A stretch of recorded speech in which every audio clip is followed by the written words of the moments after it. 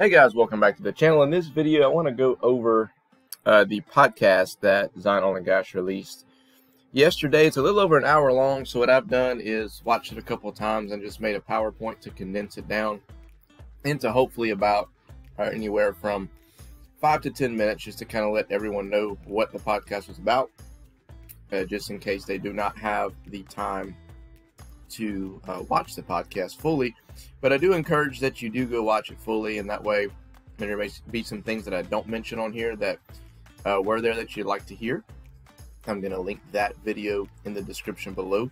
For those of you who did not watch the podcast, they actually posted it on YouTube this time, so we could actually see the people who were talking.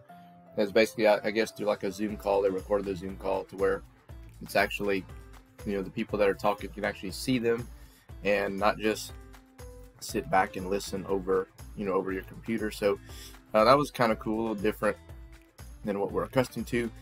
So we're going to go through a couple slides here, and then we'll take a look at the charts as usual and see what they're telling us and see where I think the stock price may be going from here. So for those of you who are new to the channel, I do cover ZNOG primarily, along with several other stocks such as Amazon, Tesla, IQST, hemp, although I'm not sure what's going on with that one, and then basically the market in general. If there's any other stocks that we decide to follow, we'll include those as well.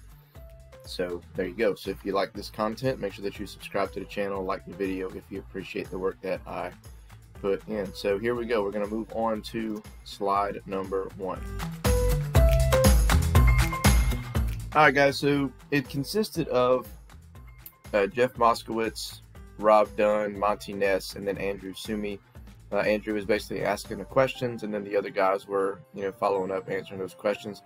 To start off with Jeff Moskowitz's first 12 minutes is kind of funny because they apparently they told him not to talk too much, because typically he does talk a lot and he'll just go on and on and on. So he kind of controlled pretty much the first 10 to 12 minutes of the call, and then he kind of chimed in throughout that. So he talked about basically they have a committee that oversees all of the onshore operations, and they have to abide by all the committee's rules for all their operations that they have at ZNOG. Now he talked about the chairman that they have on that committee. They've been in contact and working with since 2016, so that's good. They have a pretty good ongoing relationship with them. What happens basically is, before any type of big project, they have to create some type of PowerPoint presentation to the committee.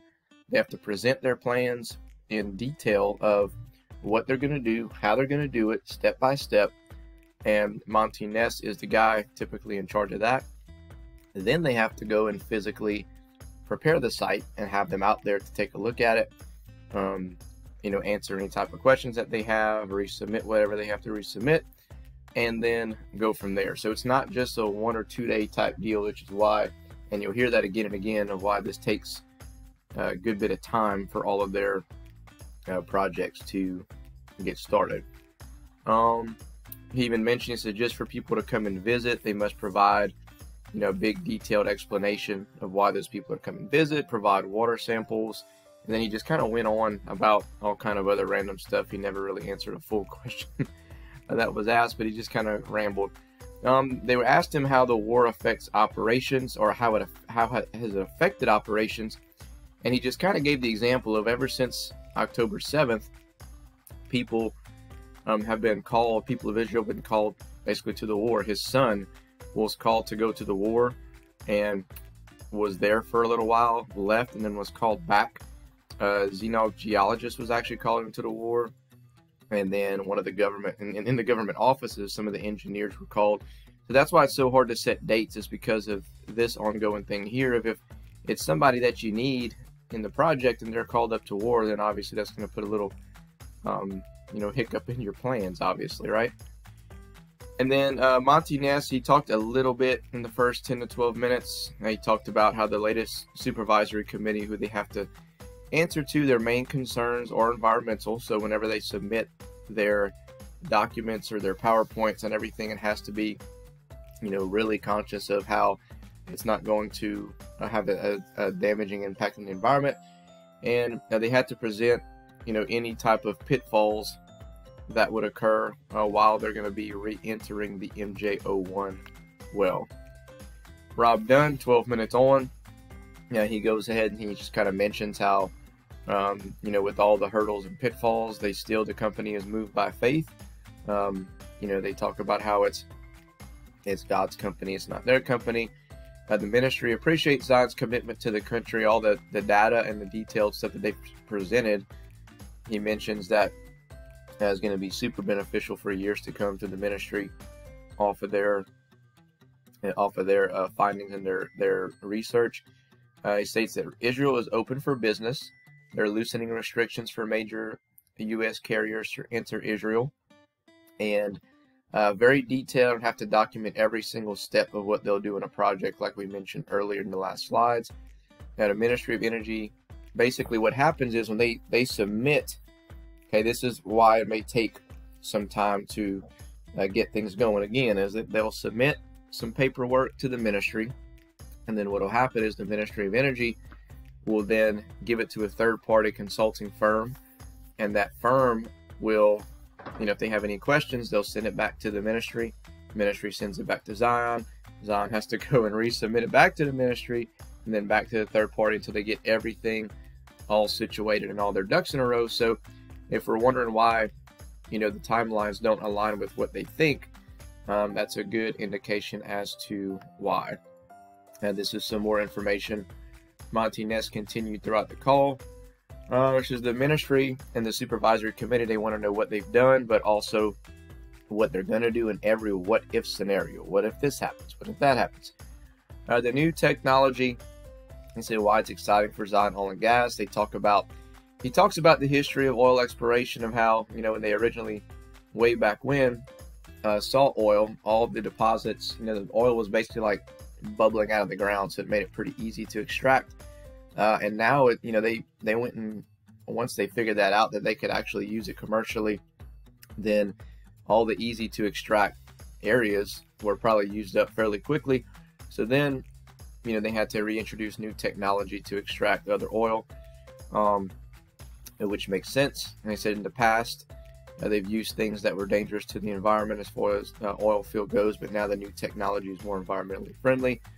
He gave the Coke example, how, when you shake a Coke can up and you open it up and you see, the Coke fizzles out. However, there's still a lot more Coke at the bottom of the can, and you have to use a straw basically to get it out.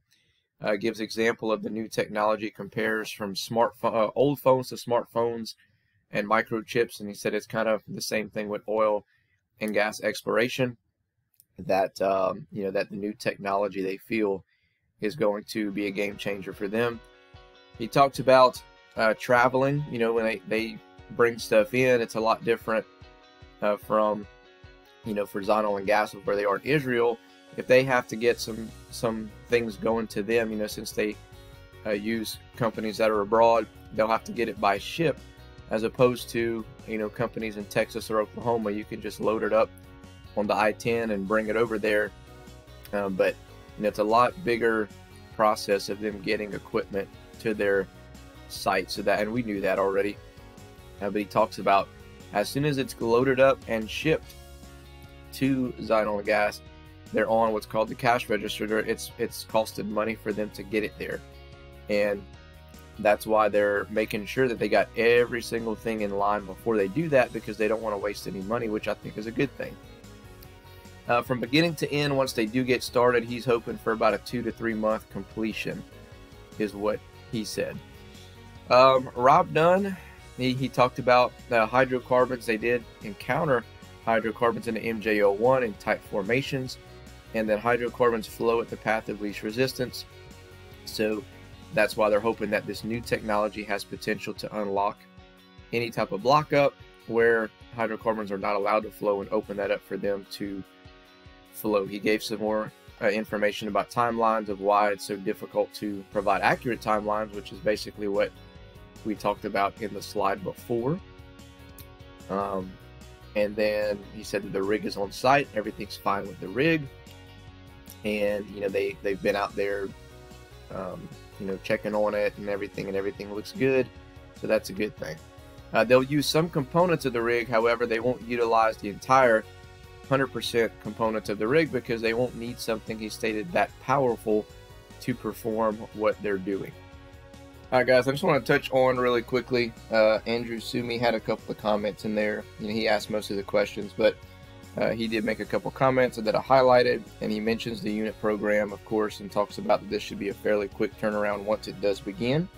And that's whenever they came in and Monty Ness said, yeah, I'm thinking about a 2 to 3 month process once we actually get it going. And then the comment, in order to believe in Israel, you must believe in miracles, which I get, the saying of that, but as kind of a shareholder, it kind of makes me a little iffy, of course. That's why I said this is a risky investment, because they're basically saying we need a miracle to get this done. But anyway, I hope this helped, guys. This is, again, I know it's kind of quick, but I just wanted to sum it down, from an hour and 10 minutes to, 10 to 12 minutes for you. That way, those of you who don't have the time to sit down and watch everything, this is basically in a nutshell of what they talked about. Okay, again, full link in the description below. Take a look at that. Watch it when you can. We're going to take a look at the charts really quickly, see what they're telling us, and then we'll go from there.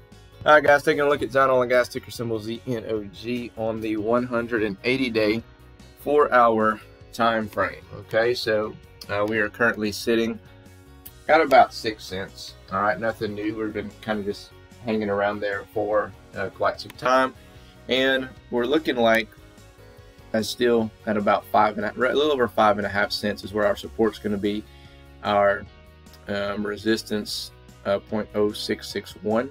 So as you see, we keep hitting our head at the top of there, and it doesn't give us really any indication that we're going to get above that unless we break through there.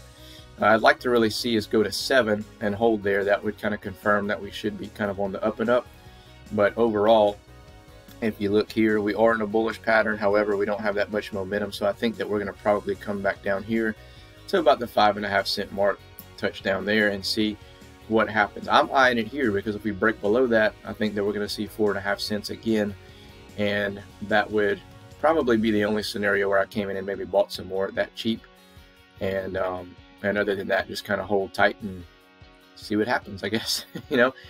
So anyway, guys, this fib level should be fairly accurate for the next month or so. As you see, we have a long stretch here before it needs to be updated, so I'm hoping that we can start kind of making a little rise up sooner rather than later, and kind of go from there. So if they keep updating us and they keep telling, kind of communicating with the shareholders, maybe, something along the lines of, hey, we're getting started and we're recompleting, or we're re-entering the MJ01, might give it a little pop. But other than that, I think overall on this one, similar to kind of triple ENF, I think it's going to have to be detailed, accurate, and actually legit information of how they had success on what they're doing, not just what they're doing at this point. So anyway, let me know your comments below, guys. Let me know if you're buying, selling, holding, what you're doing with this company. Other than that, we'll catch you in the next one.